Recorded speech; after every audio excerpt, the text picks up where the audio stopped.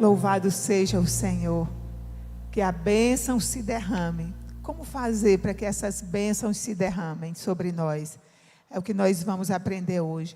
Podem sentar, meus queridos. Quero dizer da minha alegria em estar aqui mais uma vez, nessa igreja tão querida que acompanha meu ministério, antes mesmo de eu entrar para o ministério, não é? Que maravilha, eu amo essa igreja, o pastor Alexandre, eu trago um abraço também de Edileuza, do irmão Mauro, né, que estão conosco ali em Cabo Frio, e manda um grande abraço para vocês, está nos ouvindo também. E nós vamos estar falando hoje sobre família. Nós queremos iniciar com o texto que traz como tema para esse mês da família. E o texto que diz: por isso não temas, porque eu estou com você. Não tenha medo, pois eu sou o seu Deus. Eu te fortalecerei e o ajudarei. Eu segurarei em sua mão, com a minha mão direita vitoriosa. Em que circunstância Deus disse isso? O livro de Isaías, lá no capítulo 46, vai contar uma história que vai culminar nesse texto. Que o rei da Assíria estava devastando aquela região. Era como a Covid-19 hoje. Estava devastando. E aí ele chegou e ameaçou o rei Ezequias e disse assim: eu também vou entrar aí e também vou devastar essa terra, porque não tem Deus que me impeça de fazer isso. E aí o rei Ezequias foi procurar o profeta Isaías e disse: olha só, olha o que é que ele está falando aqui. Olha que ousadia. Está desafiando o nosso Deus. E aí o profeta foi diante de Deus e Deus disse: olha, agora é comigo. Saia que agora é comigo. Não tenha medo, não se espantes, porque eu sou o teu Deus. E ele vai saber que existe um Deus aqui em Israel, porque pelo caminho que ele veio, ele vai voltar, porque eu vou botar um freio na sua boca, e um anzol na sua narina, e ele não vai tocar nessa cidade, porque essa cidade decidiu confiar em Deus. E eu gostaria de fazer um paralelo entre esse texto de Isaías e um texto de Mateus. Se for possível, até colocar também, para que os irmãos acompanhem, Mateus capítulo 7, versículo 24. E já que estamos falando sobre família, nesse texto, Jesus vai dizer que quem ouve as suas palavras e as pratica, vamos ler todos juntos? Quem ouve as minhas palavras e as pratica, é tão sábio como a pessoa que constrói a sua casa sobre uma rocha firme. Uma rocha firme. E aí Jesus vai dizer nesse texto o seguinte: e quando essa pessoa ouve a minha palavra, pratica, a sua casa vai estar numa rocha tão firme que os ventos não vão soprar sobre elas. É isso que Jesus diz? Não. Ele diz: os ventos vão soprar, Senaqueribe virá, né? Assim, parafraseando, virão pessoas que se levantarão contra você, que lhe ameaçarão. Porém, Jesus diz o seguinte: essa casa, essa família vai estar firme. A sua família vai estar firme, a minha família vai estar firme, quando eu ouvir as palavras e as praticar. E Jesus falou isso fazendo o fechamento do Sermão do Monte, né? Sabia que os estudiosos dizem que o Sermão do Monte é o resumo de todo o ensino de Jesus? E aí Jesus vai dizer no Sermão do Monte algumas características da pessoa que está ali construindo a sua casa sobre a rocha. Eu lembro que nós construímos nossa casa em Cabo Frio. Juntamos aí, né, fizemos uma grande economia para poder construir nossa casa. A casa não está concluída, porém, teve uma coisa muito interessante. O arquiteto, né, que a prefeitura exigia que tivesse um arquiteto que assinasse, então uma pessoa amiga nos conseguiu aí um arquiteto que nos abençoou, e esse arquiteto disse bem assim, olha, esse alicerce não precisava estar tão firme assim. Aí ela usou mesmo esse termo, essa casa parece um aeroporto. Segundo ela, estava muito firme mesmo. Ela falou, vocês podem ter medo de outro problema aqui nessa casa, e já apareceram alguns.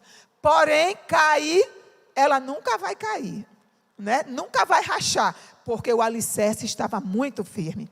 E aí Jesus vai dizer para a gente, aqui no livro de Mateus, como nós podemos fazer um alicerce tão firme, que a gente vai ter problemas.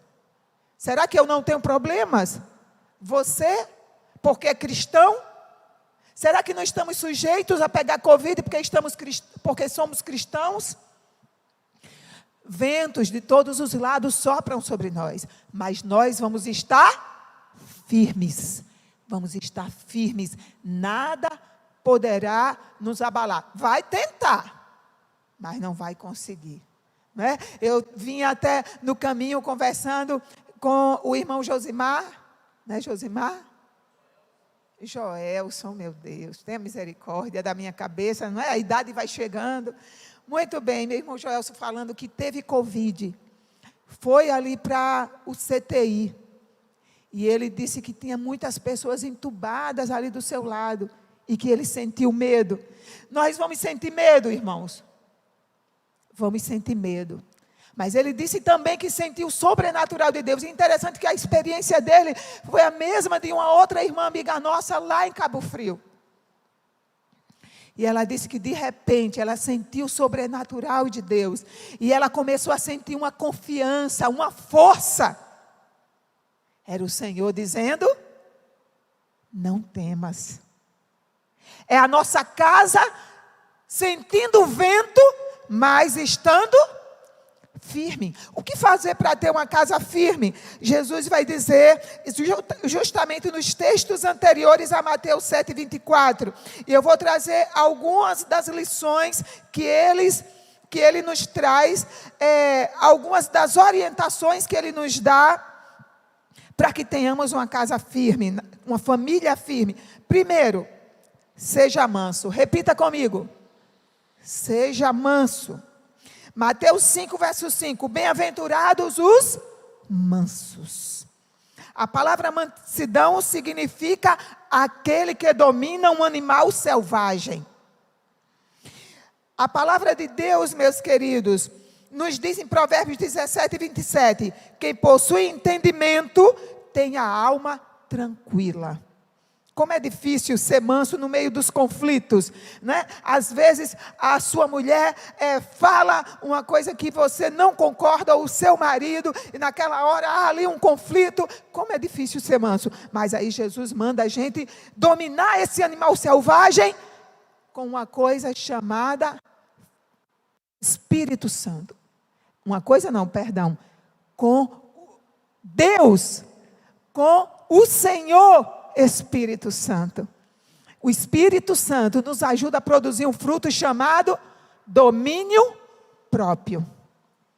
E a Bíblia diz, andai em espírito e não cumprireis os desejos da carne. Então, peça a Deus esse domínio próprio, peça a Deus essa inteligência. A Bíblia diz que até o tolo, quando fica calado, é tido por sábio. Então, se você não consegue falar uma coisa com equilíbrio na hora da raiva, fique calada. Eu estou tentando fazer isso, irmão. Já tive muitas vitórias, né? E nós precisamos pedir isso a Deus. Senhor, me ajude a calar quando eu não tiver nada de bom para dizer. Segunda lição que Jesus nos dá para que tenhamos uma casa forte. Seja pacificador. Mateus capítulo 5, versículo 9. Bem-aventurados os pacificadores. E aí Jesus diz que nós somos felizes quando procuramos trazer aquela paz e não a guerra. Muitas vezes a gente sem sabedoria diz, olha aí, por isso que meu irmão diz que eu não devo confiar em você, que você é um enrolão. Aí você já lançou o marido contra o seu irmão. Ou então diz, olha, bem que minha mãe disse para eu não casar com você. Já lançou o homem contra a sogra. Tenha sabedoria no que você fala, para ao invés de, na hora do fogo, você jogar a água,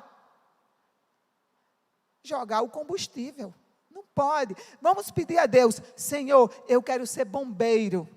Aquele que joga água para apaziguar o fogo, e não aquele que joga combustível, para que o fogo das discussões, das discórdias dentro da família cresçam.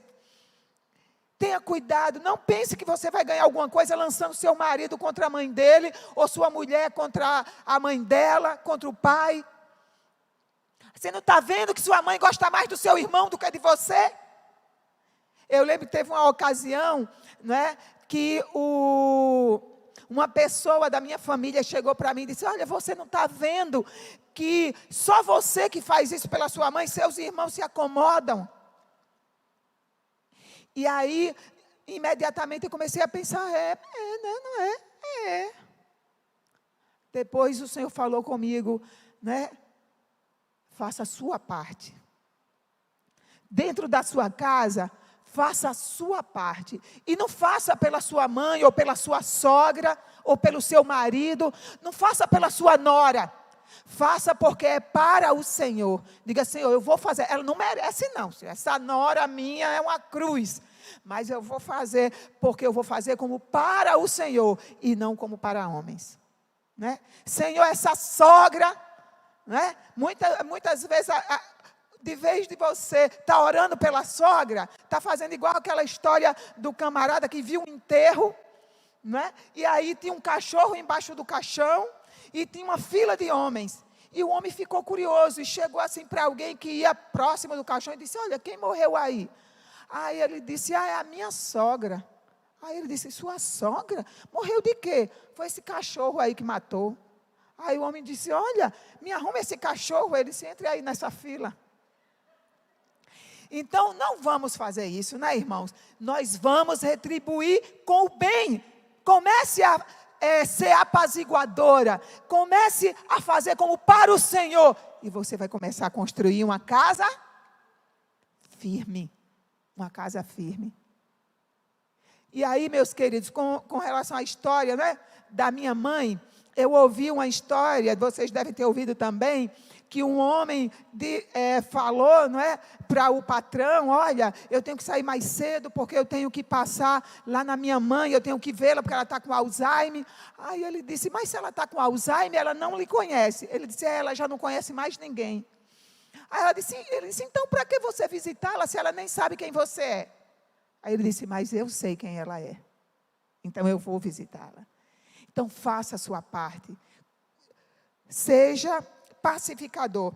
Terceiro lugar, seja fiel. Mateus 5, 28 a 30, Jesus vai dizer, qualquer que olhar com a intenção impura, já cometeu adultério. E aí no restante do texto ele vai dizer, então se o teu olho te faz pecar, arranque e jogue para longe de ti. E se a sua mão te faz pecar, corte e joga para longe de ti. O que Jesus está querendo dizer com isso? Você quer ter um lar firme? Elimine, corte, tire da sua vida tudo aquilo que lhe leva ao pecado.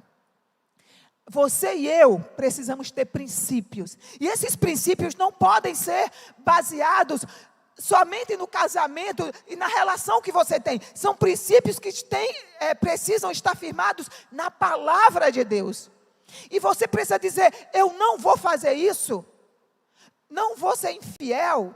Não é por causa da minha mulher, não é por causa do meu marido, é porque eu sou fiel a Deus. José, meus queridos, não era casado. José estava longe dos seus pais. Ele não frequentava a igreja. Mas quando ele teve a oportunidade de pecar, ele pensou assim, eu não vou fazer isso, porque eu sou fiel a Deus.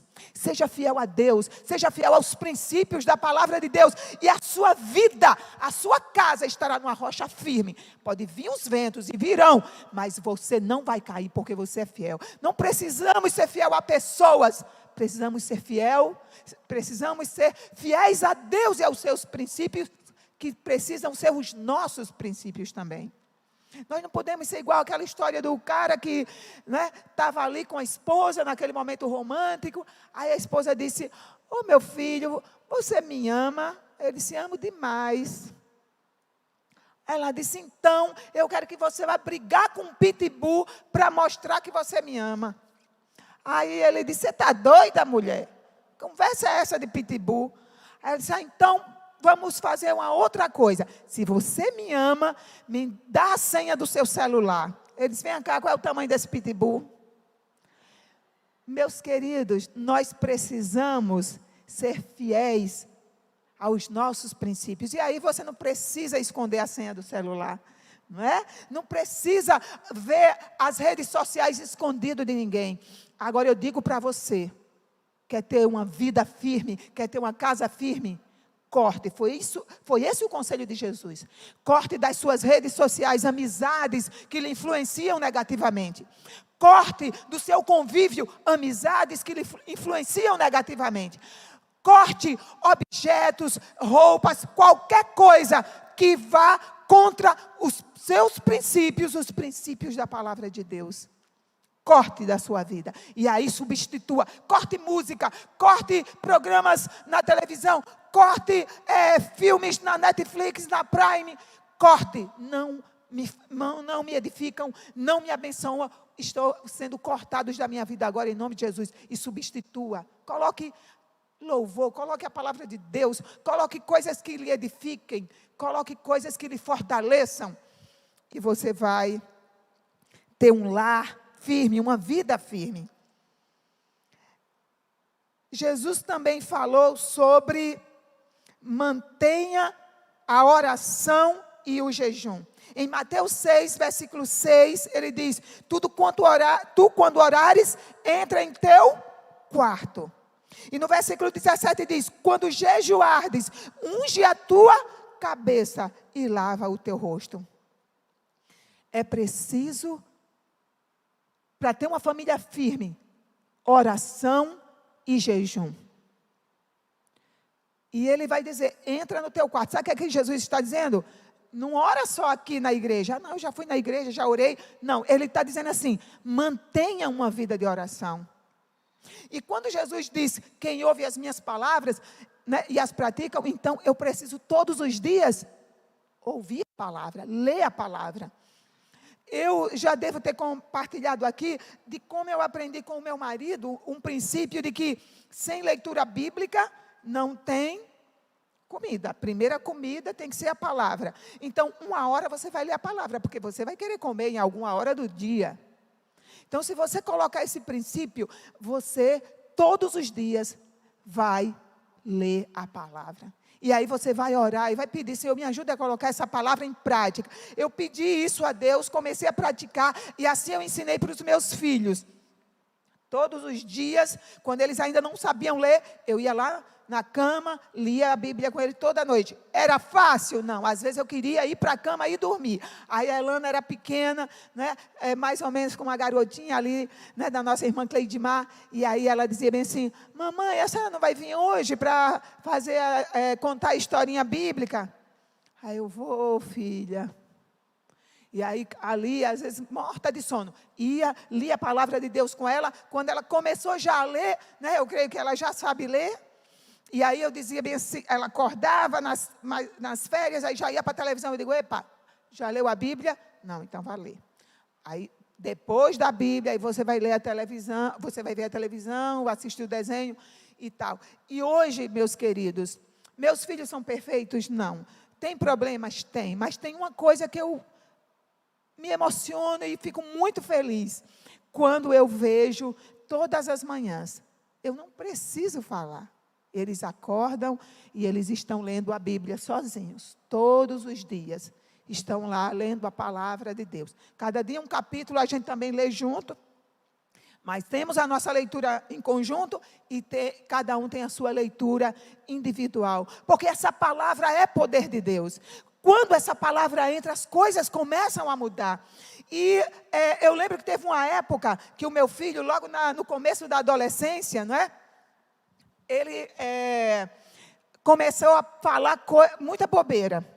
Aí eu peguei versículos bíblicos, imprimi em uma folha de papel ofício, não saia da sua boca nenhuma palavra torpe. Seja o seu falar sim, sim ou não. Não. A boca do justo é manancial de vida. A bênção e a maldição estão no poder da língua. Imprimi em folhas de papel ofício, coloquei no quarto dele, na porta do banheiro, na porta do quarto, na porta da entrada. Enchi a casa de versículo bíblico. Acabou. Toda vez que ele falava uma bobeira, lá estava a palavra de Deus, lembrando a ele que não deveria agir assim. Comece a colocar a palavra de Deus e orar. Muita oração, meus queridos, eu tive que fazer em jejum, primeiro para ter os filhos, porque o médico disse que eu não teria filho. Depois jejum e oração, pedindo a Deus cada dia que eles nunca se desviassem do caminho do Senhor. Meu filho queria fazer medicina, fez uma vez, 2, 3, não conseguia passar, muito jejum e oração junto com ele. Deus abriu as portas. Hoje ele está fazendo medicina em Itaperuna. Milagre do Senhor. Além disso, ele está fazendo seminário online. Jesus chamou ele para o ministério. Tem dirigido pequeno grupo lá. A minha filha está dirigindo o grupo de estudo bíblico. Mas são perfeitos? Não.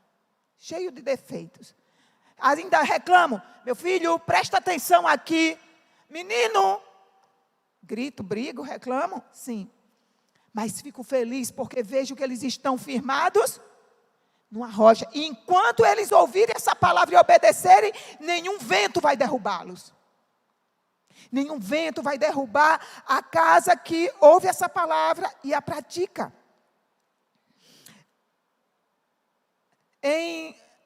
A próxima lição que eu gostaria de trazer: administre bem os seus bens.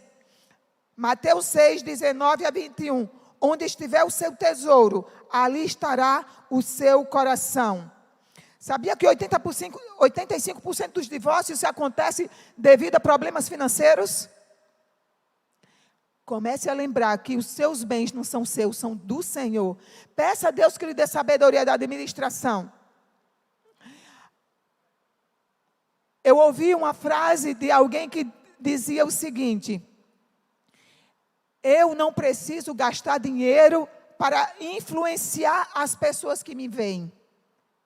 Eu posso usar o meu dinheiro para sustentar a minha família. Ao invés de se preocupar em aparentar para o outro que você tem ou não, se preocupe em sustentar a sua família. Porque a maioria das pessoas se endividam comprando coisas para influenciar o outro. Então, comece a administrar com sabedoria, mas acima de tudo, invista no reino. Aonde estiver o seu tesouro, disse Jesus, ali estará o seu coração. Nunca vi algo que traz tanto retorno como investir no reino. Não que a gente deva fazer para isso, não é? Mas quando a gente tem sabedoria, nós não precisamos agir como aquele homem que diz que ele procurou o genro. Ele tinha muito dinheiro no banco, procurou o genro porque ele conhecia o genro, confiava no genro, realmente o genro era uma pessoa de confiança, né? E ele então chegou para o genro e disse: olha só, meu genro, não invisto dinheiro em nada disso, tem gente na igreja, nem no reino de Deus, nem na família, meu dinheiro é para mim. Tem gente que diz assim: quando morrer não pode levar. Eu quero falar com você o seguinte: quando eu morrer, eu quero confiar em você. Se você me prometer, eu sei que você é um homem de palavra, conheço você, você me promete, prometo. O que é que o senhor quer? Quando eu morrer, você vai pegar todo o meu dinheiro e você vai botar no caixão, porque eu quero ser enterrado com ele. Tem gente que diz: quando morrer não leva o dinheiro. Pois eu vou levar. Aí o genro disse: tá bom, prometo. Aí ele disse: então eu confio, porque eu sei que você é um homem de palavra.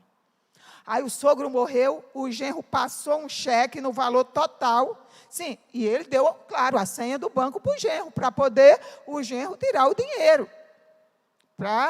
Então, o genro, quando ele morreu, passou um cheque nominal cruzado para ele, claro, para o defunto, de todo o valor que tinha no banco. Digamos que no banco tivesse R$1 milhão. Um cheque em R$1 milhão, no nome do meu sogro que está morto, cheque cruzado, botou no caixão e enterrou. Levou tudo que tinha ou não levou? Não levou, né, irmão? Porque o genro que ficou com o dinheiro, porque o cheque morto, ninguém vai descontar cheque. Mas, enfim, o que eu quero dizer com isso é o seguinte, é que nós precisamos investir no reino. Não é? Quando eu fiz aniversário em janeiro, olha, estou aqui toda com os presentes do aniversário que ganhei, não é? Desde o colar até a sandália. Mas eu vejo assim a provisão de Deus nos pequenos detalhes. Esses dias, a minha filha, o celular quebrou o carregador. Esses dias não, já tem uns 2 meses. E ela estava 2 meses sem celular porque não tinha dinheiro para comprar o carregador. E aí, quando foi agora, época de campanha de missões, agora em junho, Deus abençoou e ela ganhou R$200. Ela poderia comprar o carregador, mas aí ela falou, olha minha mãe, Deus tocou no meu coração que eu não devo comprar o carregador, devo dar todo para missões. E ela deu para missões. E no grupo que ela está fazendo estudo bíblico, uma irmã disse, olha, eu vou mandar um zap para você. Ela disse, olha, manda para minha mãe porque eu estou sem zap, que o meu carregador quebrou. Aí a irmã disse, então eu vou lhe dar o carregador. E aí eu falei com ela, olha filha, não tem coisa melhor do que investir em missões. Não porque Deus vai nos dar de volta, muito embora Ele promete abrir as janelas dos céus e enviar bênção sem medida. Mas porque precisa fazer parte do nosso princípio. É meu princípio investir no reino. Aonde a traça não corrói, nem os ladrões minam, nem roubam. E eu quero dizer para vocês que, estudando sobre finanças, porque eu fui pregar em um encontro de casais e a minha palestra era sobre finanças. Eu estudei sobre um cara nos Estados Unidos, que ele é o top na área de finanças. E lá, entre os tópicos que ele dá para a pessoa enricar, ele diz, invista nas coisas de Deus. Não é crente o homem? Não é crente. E ele diz, invista uma porcentagem do seu dinheiro nas coisas de Deus. E aquele homem concluiu que fazendo isso, faria prosperar a sua vida financeira.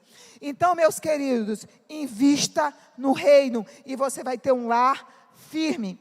E eu quero encerrar o meu último ponto,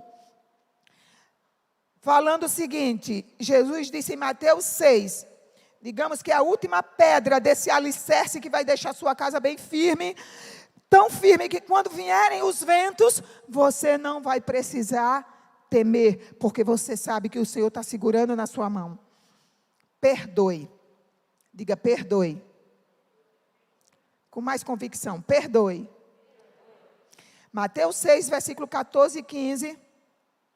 Jesus vai estar nos dizendo que se você não perdoar as pessoas, você também não vai ser perdoado. Nós até cantamos isso agora há pouco.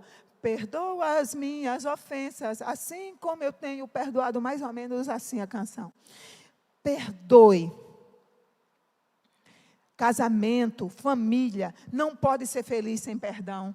E quando você perdoar, não traga à tona. Eu lembro que minha filha, quando era pequena, uma vez e eu sempre falava isso em casa, né? Minha mãe, olha, a Elana fez isso. Eu digo, olha, vamos perdoar e não vamos mais falar nisso. Quando a gente perdoa, não pode mais mencionar o erro. E assim, eu sempre falava isso em casa, né? E quando a Elana, então, fez uma coisa lá errada, eu não me lembro, mas lembro muito bem da sua frase. Eu disse, olha minha filha, você está de castigo, porque você fez isso outra vez, você vai ficar sentada aí de disciplina, porque você já fez isso semana passada. Aí ela, mas a semana passada a senhora já perdoou, não poderia mencionar outra vez. Né? E aí naquela hora eu tive que rir. E eu disse, tá certo, aquela semana tá bom, já está perdoado. Mas então você vai ficar por causa dessa semana. né? E assim a gente ia disciplinando os nossos filhos, mas ensinando que precisava haver perdão.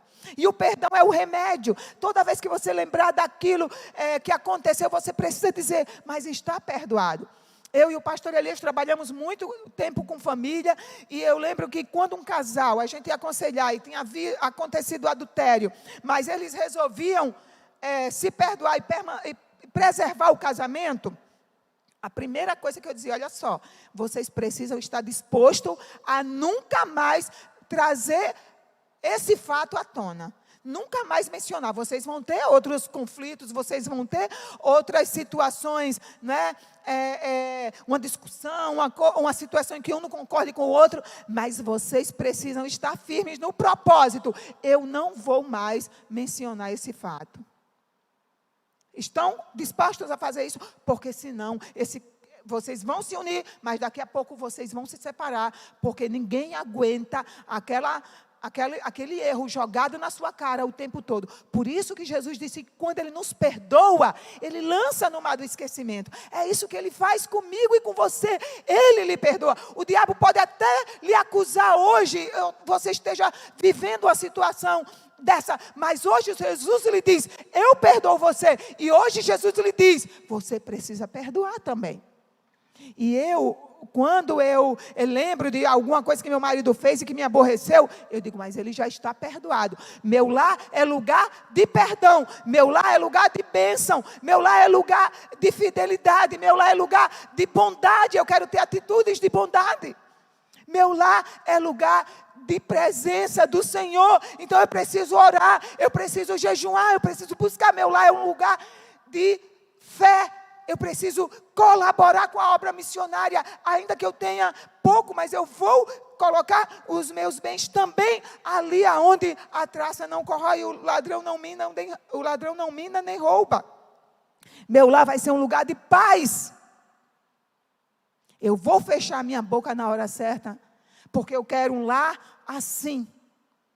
Eu quero dizer para vocês, meus queridos, que quando você coloca Jesus e a sua palavra, né, para fazer parte da sua vida, e você começa a praticá-la como disse Jesus, a sua casa vai estar tão firme, que com certeza, né, os ventos da falta de caráter que soprava no lar de Zaqueu, porque ele não tinha caráter, ele roubava as pessoas, né? O vento daquela falta de caráter soprou sobre a vida de Zaqueu, porém, quando Jesus fez parte da sua vida, aquele lá foi transformado.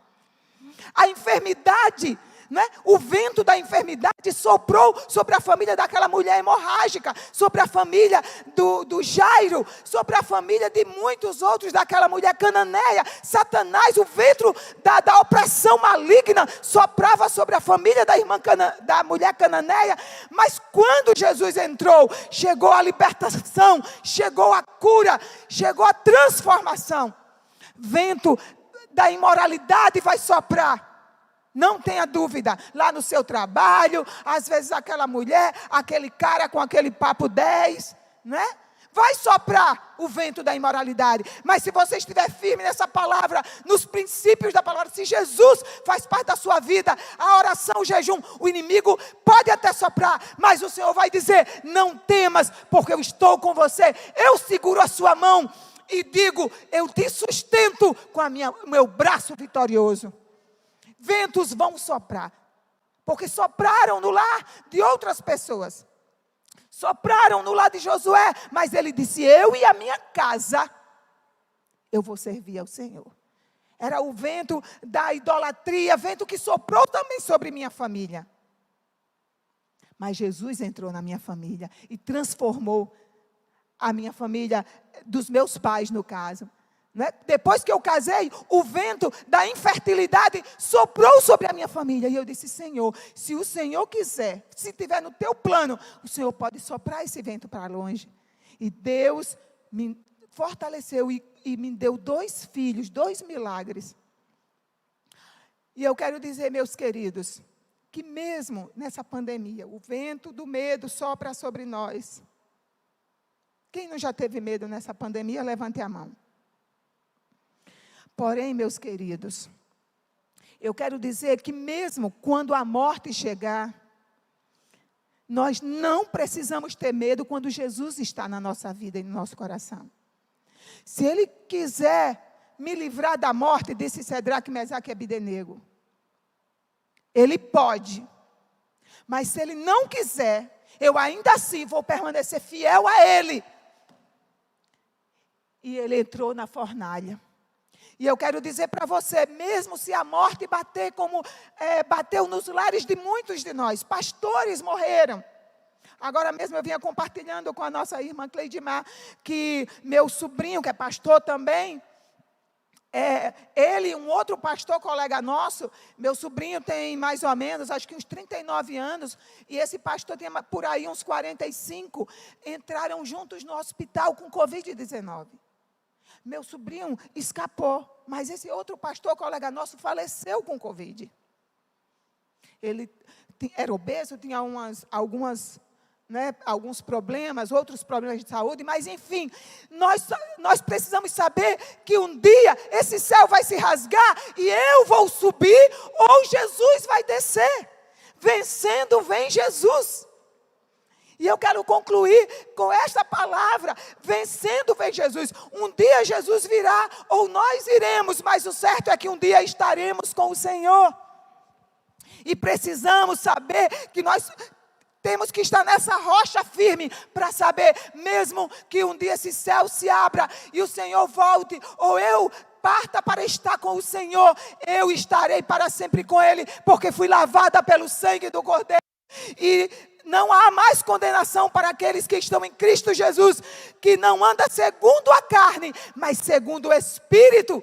Está numa rocha e a carne não domina mais sobre ele, porque foi isso que Paulo disse: o pecado não terá domínio sobre vós, porque não estáis debaixo da lei, mas estáis debaixo da graça. Eu quero famílias fortalecidas debaixo da graça de Deus, sabendo que quando Jesus vier, nós subiremos com Ele e estaremos para sempre com o Senhor, porque foi essa a promessa. Porque mesmo que eu seja curada de Covid hoje, mas um dia eu vou ter que morrer, com 80, ou com 90, ou com 100, mas eu vou morrer. Todos nós um dia vamos morrer, e precisamos saber que Jesus um dia vai voltar, e nós estaremos para sempre com Ele. Se você está com Jesus, não importa se a morte vai ser agora, e na verdade Jesus disse que quem crê nele nem morre, passa da morte para a vida eterna com Ele. Eu quero passar da morte para a vida, seja hoje ou daqui a mais 50 anos. Mas eu quero saber que eu vou estar para sempre com o Senhor. Ou quando Jesus voltar, vencendo vem Jesus, e eu vou subir com Ele. Amém? Enquanto o irmão toca suavemente, nós vamos orar agora. Depois da minha oração, o grupo vai estar cantando, mas aí onde você está no seu lar, aqui na igreja, qual vento está soprando sobre a sua família? Qual pedra você precisa colocar? Pai, eu preciso colocar a pedra da mansidão. Eu preciso colocar no meu alicerce a pedra da paz. Eu quero ser mais apaziguadora. Às vezes eu é quem estou criando os conflitos dentro da minha família. Tem misericórdia de mim. Pai, eu quero colocar no meu alicerce a pedra da fidelidade. Eu quero administrar bem os meus bens. Eu quero ser fiel, não a meu pai, a minha mãe, a minha igreja, a minha mulher, o meu marido. Eu quero ser fiel a Ti, Pai, mesmo quando ninguém está vendo. Pai, eu quero colocar a pedra do perdão no alicerce da minha vida. Fui magoado, fui ferido, mas eu decido agora colocar esse remédio. E toda vez que aquilo lhe doer, diga: está perdoado, é o remédio. Você vai colocando o remédio, vai, está perdoado, já está perdoado isso. E essa ferida vai fechar. Tem alguma pedra que você precisa colocar? Fique de pé, nós vamos orar. Tem algum vento que está soprando? Vamos orar, para que você e eu ouçamos o Senhor dizendo: não temas, porque Sanaqueribe vai voltar pelo caminho que está vendo, porque eu defenderei você, porque você me ama, você me serve, você confia em mim. Eu defenderei você. Vamos orar. Senhor, em nome de Jesus agora, eu quero te pedir, Pai, perdoa, Senhor, perdoa as nossas falhas, perdoa, Senhor, as nossas limitações. Nós queremos declarar que não temos capacidade moral para viver esses princípios. Precisamos do poder extraordinário do Teu Espírito Santo sobre nós, quebrando as cadeias, fechando as feridas, nos dando firmeza e convicção diante dos ventos, das amizades que sopram sobre nós, de uma sociedade corrompida. Senhor, em nome de Jesus, nos ajuda a estarmos firmes, fiéis aos nossos princípios, não fiéis a uma igreja, não fiéis à nossa família, mas acima de tudo fiéis ao Senhor. Pai, em nome de Jesus, perdoa, Senhor, quando fomos canais, ó Pai, de contenda e não de paz. Perdoa quando abrimos a nossa boca e ao invés de sermos mananciais de vida, profetizamos palavras que ferem, que derrubam, que entristecem. Queremos que a nossa boca seja canal de fé dentro da nossa casa. Você vai conseguir, porque o nosso Deus diz que está conosco. Nós vamos vencer, porque com o nosso Deus saltamos muralhas. Essa doença vai cair por terra, porque o nosso Deus é o Deus que cura. Em nome de Jesus, Pai, nós queremos colocar esses princípios hoje dentro da nossa casa, porque queremos que essa bênção passe para os nossos filhos, para os nossos netos, para os nossos bisnetos e muitas gerações conheçam o Teu poder, porque nós fomos canais de bênção dentro da nossa família, canais de fé, canais de fidelidade, canais de perdão. Oh Pai, alguns foram feridos, mas hoje nós colocamos perdão. Repita aí no seu coração: está perdoado, em nome de Jesus. Está perdoado, em nome de Jesus. Está perdoado, em nome de Jesus. Nossa casa não será lugar de mágoa, de ressentimento, será lugar de perdão. E esse remédio será colocado todas as vezes que essa ferida doer. Está perdoado em nome de Jesus. E queremos estar, Senhor, tão firmes, ó Pai, que aguardaremos o dia glorioso da Tua volta. E quando esse céu se abrir e vencendo vir Jesus, nós subiremos e estaremos para sempre com o Senhor. Aleluia. Por isso não precisamos temer nada. Não temas, não temas, não temas, não temas, diz o Senhor para você hoje. Não temas, porque eu estou com você. Se você decidir que Jesus vai fazer parte da sua vida, que a sua palavra vai fazer parte da sua vida diariamente, que você vai ter tempo para orar, jejuar, buscar a face do Senhor, você não precisa temer a nada, porque o Senhor te diz: eu te seguro com a minha mão vitoriosa. Aleluia. Esse Jesus que vencendo um dia virá, hoje está com você. Amém? Amém.